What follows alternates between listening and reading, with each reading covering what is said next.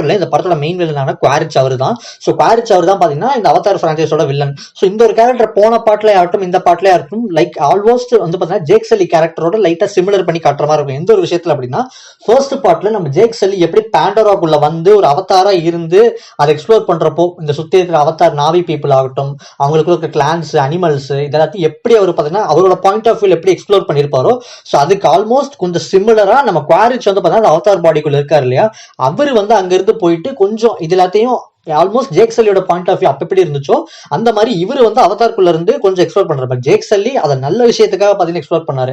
So அந்த ஒரு இடத்துலயும் பாத்தீங்கன்னா ஜேக் சல்லியை இப்ப பாத்தீங்கன்னா எல்லாருமே நம்புறாங்க. ஒமட்டிகாய் கிளான் ஃபுல் அண்ட் ஃபுல் அவர் வந்து பாத்தீங்கன்னா அவர் மேலதான் ஒரு ஹோப் வச்சிருப்பாங்க. பட் இது வந்து டோட்டல் அப்படியே ஆப்போசிட். ஸோ குவாரிச் வந்து பாத்தீங்கன்னா என்னதான் ஜேக் சல்லியோட பாயிண்ட் ஆஃப் வியூல போனாலும் அந்த பேண்டோரை எக்ஸ்ப்ளோர் பண்ணாலும் இவர் வந்து பாத்தீங்கன்னா ஒரு ஈவில் வியூ, ஒரு வில்லனுக்கு ஒரு ஈவிலான ஒரு வியூல தான் வந்து பாத்தீங்கன்னா இவர் வந்து போறாரு. அவருக்கு வந்து பேண்டோரா அழியணும், அங்க வந்து ஹியூமன்ஸ் மட்டும்தான் இருக்கணும் அப்படிங்கிற குறிக்கோளோட வந்து பாத்தீங்கன்னா இவர் போறாரு. ஸோ அதனால இவர் என்ன பண்றாரு அப்படின்னா அந்த கிளானுக்குள்ள வந்து போறாரு. அந்த இடத்துல தான் பாத்தீங்கன்னா இந்த படத்துல வில்லி கேரக்டர் வந்து பார்த்தா காட்டுறாங்க. வராங்க அப்படின்னு சொல்லிட்டு ஒரு கேரக்டர் வந்து பாத்தீங்கன்னா இன்ட்ரோடியூஸ் பண்றாங்க. ஸோ இந்த ஒரு கேரக்டர் இந்த படத்துல பாத்தீங்கன்னா மெயின் வில்லியா வந்து இருக்க போறாங்க, ஃபயர் கிளானோட லீடரா வந்து இருக்க போறாங்க. அண்ட் இவங்களோட வில்லிங் ஷாட்ஸ்